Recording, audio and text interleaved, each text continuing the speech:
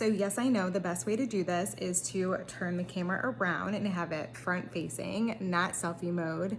But this is take number 2 because your girl had it turned around, and I guess I was lacking in space after this weekend and I was talking to myself.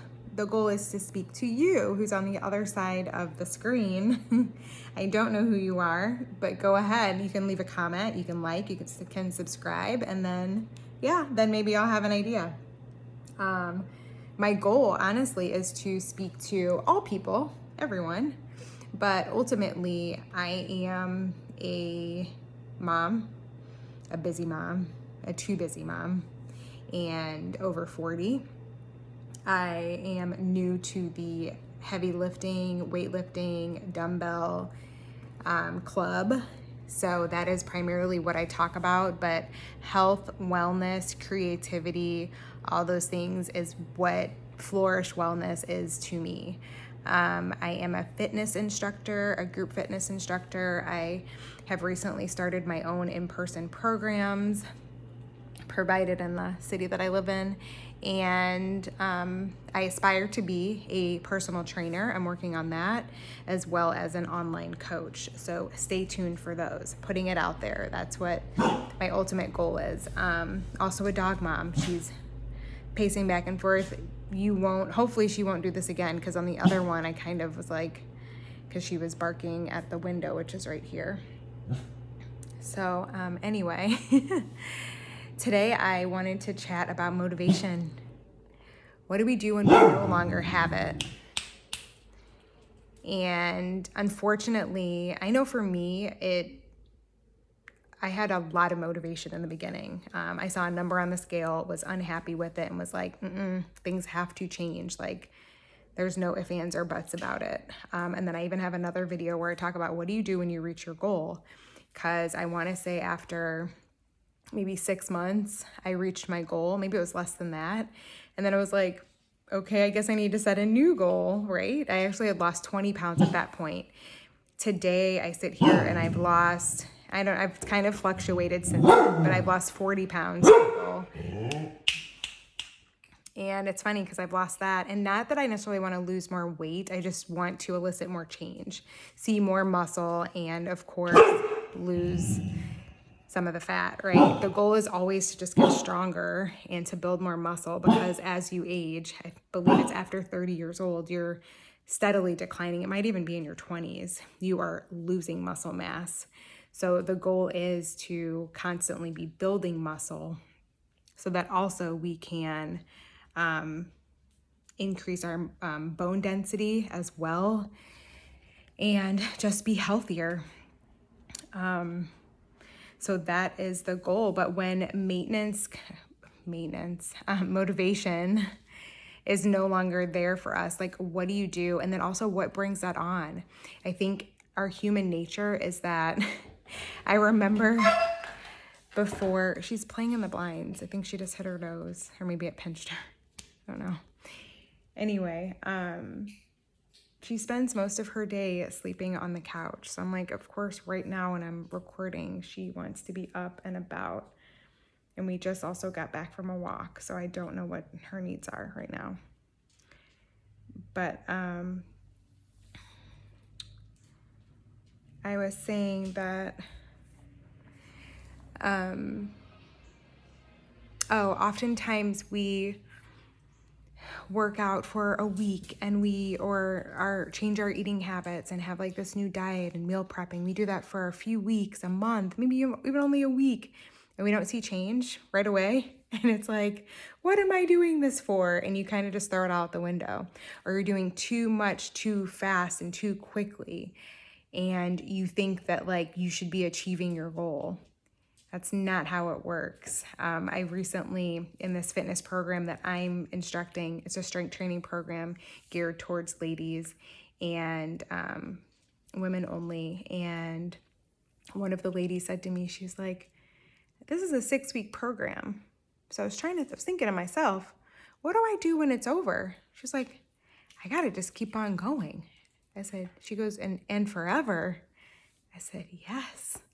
I said, and you actually picked that up pretty quickly. Like, it took me a while to realize that, like, oh, once I reached my goal number, no matter what number or whatever your goal is, whether it's a number or not, whether it's something different, you keep going. Like, I think it's more of an American thing, but like we've been lied to and told that like once you reach a number or goal, like you're just going to be set for life and then you can just do whatever you want.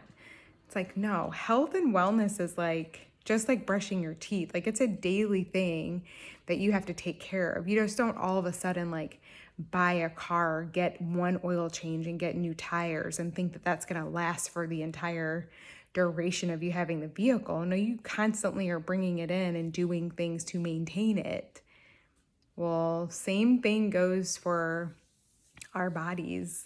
The fuel that we put into it, the amount of work and activity that we do for it, sleep, hydration, all of those things are part of our health and wellness journey.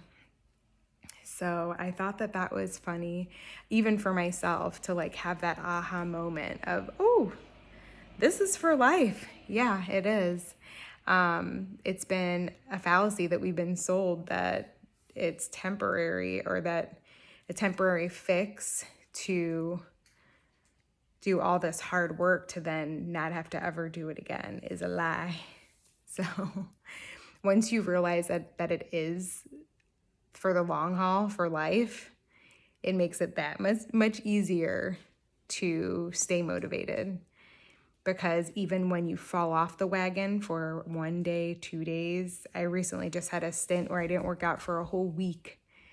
And mind you, that meant lifting. I still was pretty active doing other things. But that whole week, like, it didn't bother me because I knew I'm going to get back into it and start all over again.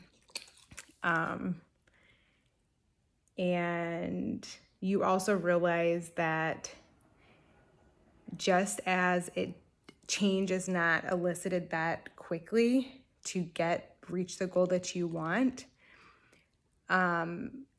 you're also not in the position that you currently are in because of something that you did over one holiday or one vacation.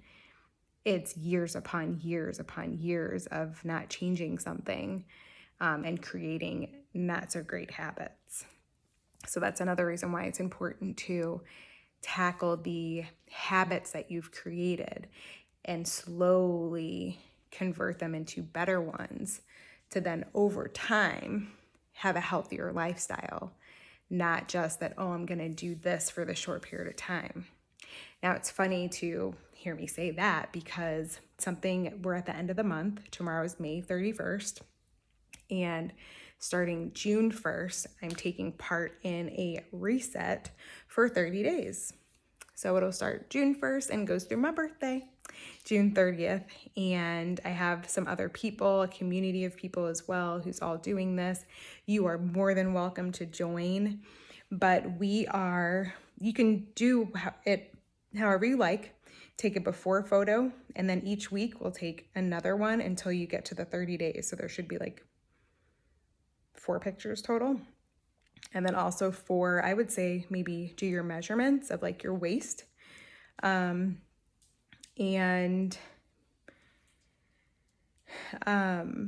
take your pictures, maybe measure your waist, and then weigh yourself. If you can, use one of the scales that like has all the different metrics. So you can also, they're not 100% accurate, but at least see the changes over the course of a month. But the goal is to eat whole foods in addition to 2 of those meals being like a meal replacement shake. I do partner with Arbonne. I am an ambassador for them. And I will be doing 2 essential meal. They are plant-based protein. It's a plant-based protein powder. 2 meals out of the day, and then having that open meal, which would be like, of course, your protein, veggies, healthy carbs, whole carbs, and complex carbs. That's the word I was looking for. And they also have products that are great. Like I no longer really drink coffee. Every now and again I do, but I'm doing matcha.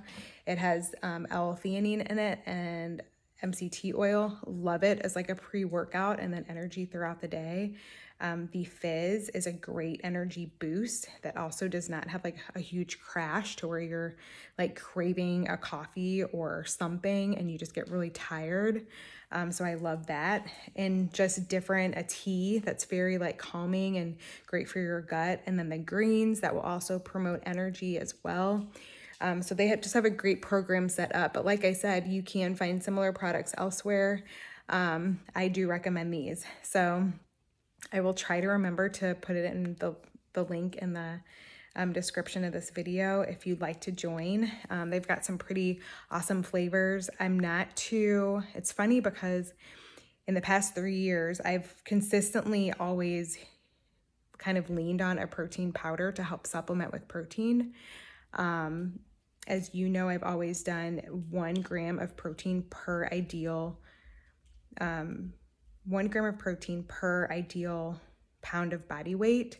So for me, that was always around 150 to 135 grams of protein per day, leaning more on like the 150 side.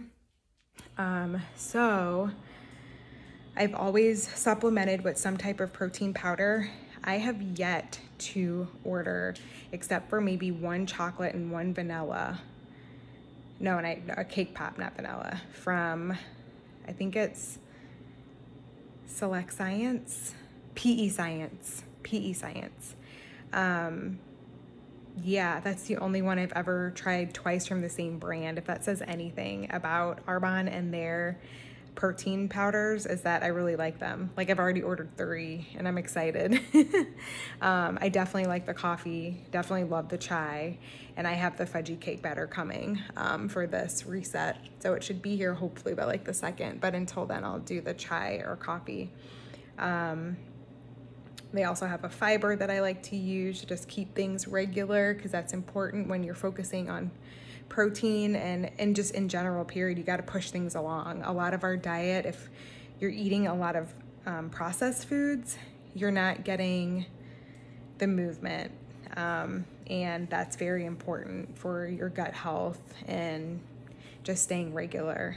And then I like that there are so many like everything is water-based that you're drinking. I do add a little bit of milk to the protein powder and the matcha, but pretty much it's helping you drink a lot of staying hydrated, which is also so important.